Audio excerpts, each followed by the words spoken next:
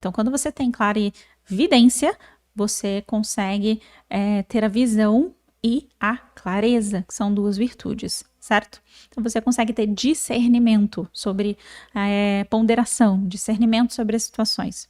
Essa é a principal parte da clarividência. A outra parte da clarividência são as imagens mentais. Sim. Porém, as imagens mentais, elas também podem ser as imagens do que a gente chama de plano dos espíritos, ou a gente pode ter simplesmente as imagens mentais das nossas intuições, entende? Então, essa clarividência está muito atrelada também com isso aqui, ó, com o profético, a intuição. Então, funciona de uma forma muito atrelada também. Então, quando você tem uma intuição e você tem a sua clarividência aberta, ou seja, a sua capacidade de ter a imagem mental, aí você consegue ter essa intuição em forma de imagem. Então, se o seu eu superior vai te mostrar que talvez não seja interessante virar à esquerda quando você está dirigindo, pode ser que você veja alguém se acidentando, porque você tem a imagem mental, certo? Pessoas que têm clarividência também são pessoas que são muito bons jogadores de xadrez. É sério. São pessoas que conseguem ter a visão das lógicas, né? Conseguem visualizar objetos em 3D, conseguem ter essa visualização mais fácil, né? Essa visualização é muito importante quando, por exemplo, você é um cientista. Quando você está pensando em alguma coisa e você precisa ter a visão daquilo.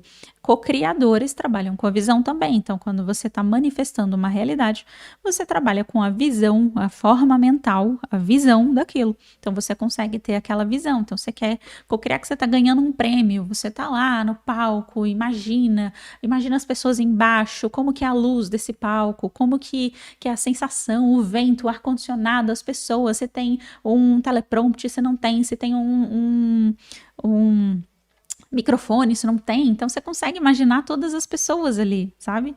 E consegue imaginar toda aquela situação, se tem janelas no lugar, se não tem, como é que é esse palco, como é que é esse lugar, se esse lugar é aberto, se esse lugar é fechado, se esse lugar é grande, ou se esse lugar não é tão grande, se parece mais um teatro, ou se parece mais sei lá, um centro de convenções. Então você consegue ter essa visão mais detalhada e específica das coisas, tá bom? Então, clarividência também é ver espíritos, mas não é só isso, tá? Pelo amor de Deus. Porque tem gente que fala, eu vou abrir minha clarividência e vou começar a ver espíritos. Não.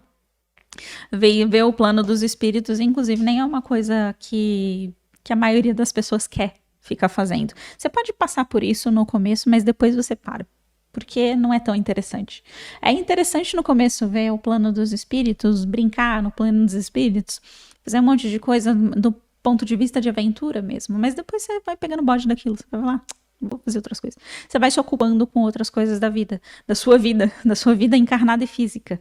Então você para com aquilo, você simplesmente, tipo, tá bom, ok, foi divertido, mas agora eu tenho outras demandas na minha vida física. E aí você para. Então, pessoas que têm muita obsessão com o plano dos espíritos é porque provavelmente elas não veem o plano dos espíritos. Porque quando você vê o plano dos espíritos de uma forma muito mais aberta, você simplesmente vai perdendo o bode daquilo. É que nem ter piscina no condomínio.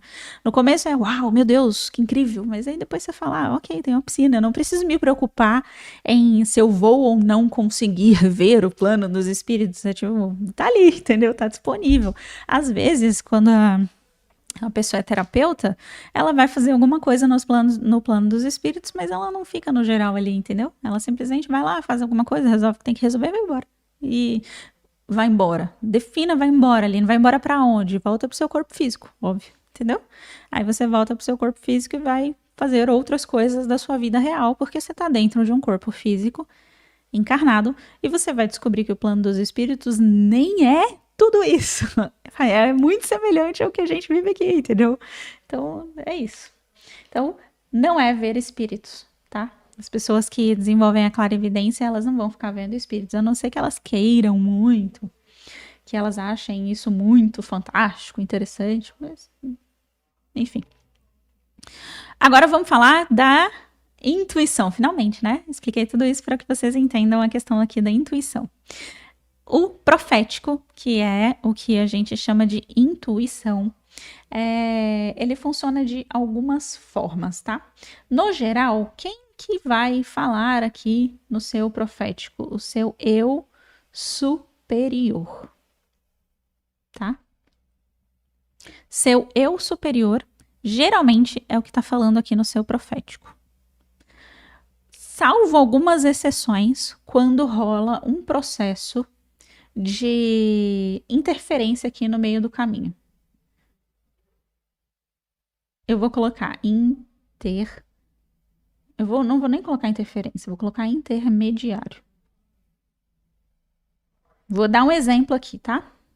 Vamos supor, aqui no meio do caminho entre você e o seu eu superior.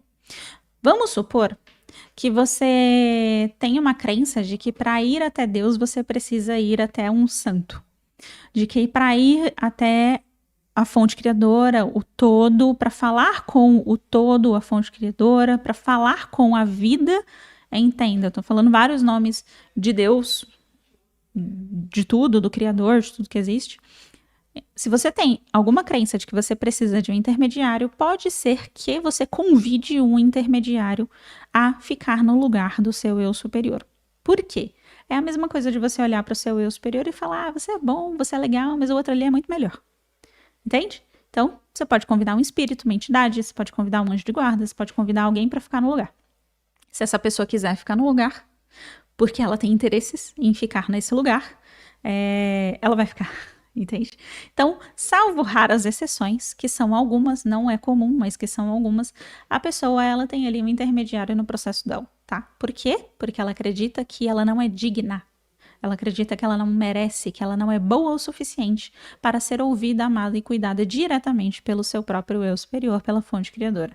Então, houve em um tempo na história humana muitas crenças que diziam que as pessoas, que o humano era sujo, que ser humano era ser inferior e sujo e de alguma forma indigno perante aos olhos de Deus. Que nós somos pecadores, que nós somos sujos, que nós somos errantes, que nós somos um monte de coisa. E aí essas crenças endossaram exatamente isso daqui. Endossaram o fato de que a gente não fala com o nosso eu superior diretamente. A gente fala com algum intermediário. Então você não vai até seu eu superior pedir uma ajuda para, sei lá, seu gato saiu correndo e você não consegue pegar ele mais e você tá com medo dele ir embora. Você não vai pedir pro seu eu superior ajuda, você vai pedir para quem? Pro intermediário. Entende? Porque inconscientemente você acha que você não é boa o suficiente ou que, sei lá, que se você for falar com o seu eu superior, que o seu eu superior vai te punir de alguma forma, vai te cobrar. Então tem muitas crenças ruins em relação a Deus. Para trabalhar isso daqui, você precisa trabalhar qual é a sua visão do todo, sua visão da própria fonte criadora. De Deus. Se você acredita que Deus é um ser punitivo, é uma consciência maldosa, punitiva, que faz mal para as pessoas, que tortura as pessoas, que aprisiona as pessoas, você não vai querer falar com ele. Né? Se você acredita que o seu eu superior criou todas as porcarias que você fez na sua vida, então você não vai querer falar com ele. Né? E não, isso não é uma babaquice, isso é simplesmente um processo de entendimento sobre a sua visão com Deus, com o todo. Que se você acredita que se você não pode ir até o todo, você vai colocar alguém no lugar. É a mesma coisa de dizer para Deus: você é bom, você é legal, mas eu prefiro o outro, que o outro eu sei que não vai me punir. O outro eu sei que não vai me julgar, o outro eu sei que não vai, sei lá, me torturar, entende? Então é muito nesse sentido. Aqui, quando a gente fala de intuições, a gente está falando muito no sentido de que a gente recebe intuições o tempo todo, do nosso verdadeiro vir a ser. Essas intuições, por que eu expliquei dos outros sentidos psíquicos? Porque essas intuições, elas podem tomar outro sentido psíquico, tá? Elas podem tomar no sentido de se valer, utilizar por meio de clarividência, clareaudiência, sentido empático. Tá? Então vamos dar um exemplo aqui. Imagina que você está indo de carro e você vai virar à direita, por exemplo. Então quando você vai virar à direita e você vai lá e tem uma intuição, e essa intuição ela diz que, sei lá, que você vai sofrer um acidente. Você vai lá e vê o acidente. Ou você escuta um pensamento de não vai, não faz. Ou você sente, no sentido empático, aquele peso no corpo, o seu corpo fechando, tipo, trancando e falando não, não faça isso. Entende?